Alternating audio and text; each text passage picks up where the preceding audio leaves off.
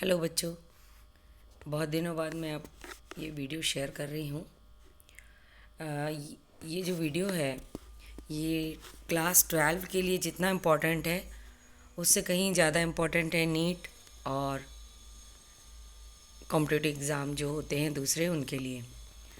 तो सबसे पहले हम देखते हैं यहाँ पे 3D सीरीज़ डी ब्लॉक का जो पहला पीरियड है जिसे हम 3D सीरीज़ भी कहते हैं। तो इसमें डी ऑर्बिटल्स में इलेक्ट्रॉनों की संख्या कैसे होती है उसके बारे में जानते हैं। इसके लिए एक ट्रिक है। यहाँ पे आपको जैसे कि दिख रहा है 1 से लेके 10 तक नंबर लिखना है सबसे पहले। उसके बाद 1 के नीचे 1 लिखना है, 2 के नीचे 2, देन 3 के नीचे 3 और 4 के नीचे 4 ना लिख के 5 लिखना है। इसके बाद 5 के नीचे 5, 6 के नीचे 6, 7 के नीचे 7, 8 के नीचे 8 और 9 के नीचे 10 और 10 के नीचे 10। तो इस हम देखेंगे कि 3D में जो चेंज है वो 4th और 9th नंबर में है। 4 को हमने कर दिया है 5 और 9 को कर दिया है हमने 10। तो जब भी हम अब इलेक्ट्रॉनिक कॉन्फ़िगरेशन लिखेंगे इनका, तो ये बहुत इजीली हम बता पाएंगे कि जैसे कि 3D सीरीज़ में जो फर्स्ट है उसके लिए डी ऑर्बिटल में 1 इलेक्ट्रॉन, सेकेंड के लिए डी ऑर्बिटल में 2 इलेक्ट्रॉन, थर्ड के लिए डी ऑर्बिटल में 3 इलेक्ट्रॉन, फोर्थ के लिए 4 इलेक्ट्रॉन ना होके 5 इलेक्ट्रॉन होंगे, जिसका एग्जाम्पल है क्रोमियम। और आप लोग क्रोमियम को बहुत अच्छे से अपवाद के रूप में 11th क्लास में भी पढ़ चुके हैं कि इसका इलेक्ट्रॉनिक विन्यास अपवाद होता है। और आगे और देखेंगे कॉपर के बारे में भी सेम होता है जो अपन पढ़ चुके हैं। तो इस प्रकार क्रोमियम में डी ऑर्बिटल में 5 इलेक्ट्रॉन होंगे।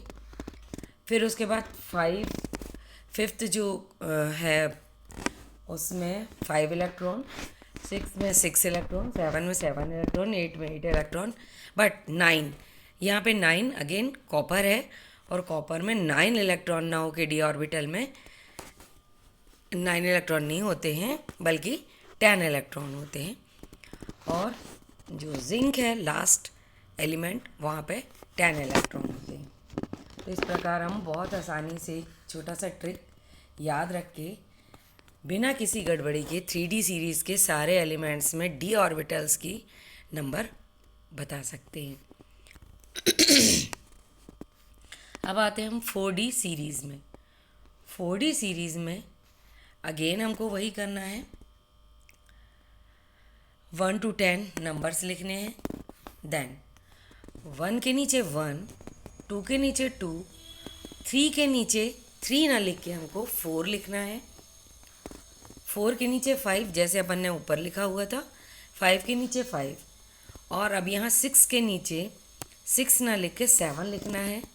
देन 7 के नीचे 8 लिखना है, 8 के नीचे 9 ना लिख के या 8 ना लिख के 10 लिखना है, 9 के नीचे भी 10 लिखना है और 10 के नीचे भी 10 लिखना है।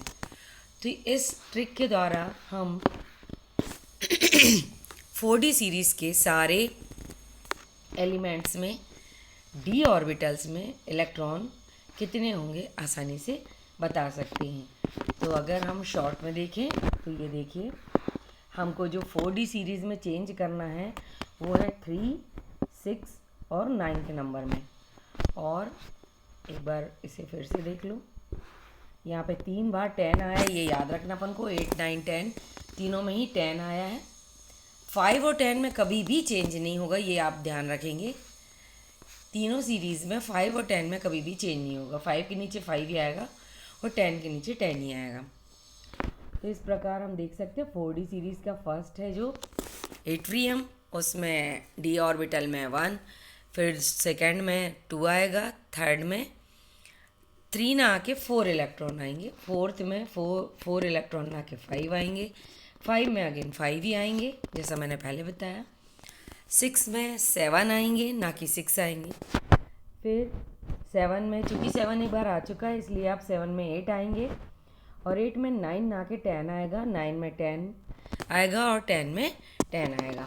तो ये इस प्रकार हम 4D सीरीज़ का बहुत आसानी से सभी तत्वों के डी ऑर्बिटल में इलेक्ट्रॉनों की संख्या बता सकते हैं।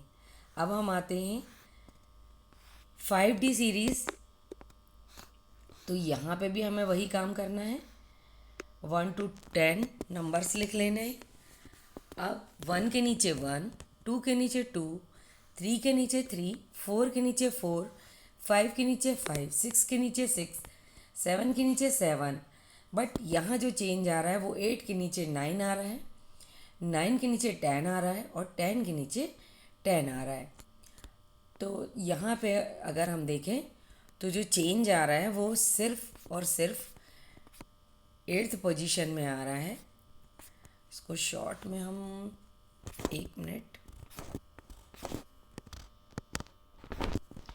शॉर्ट में ये हम कहीं नोट करके रख सकते हैं। डेली हमको इसको देखना है और ये जो सीरीज़ है उससे चेंजेस क्या क्या आ रहे हैं, नंबर क्या क्या चेंज आ रहे हैं, आप चाहें तो उसका भी लिख सकते हैं।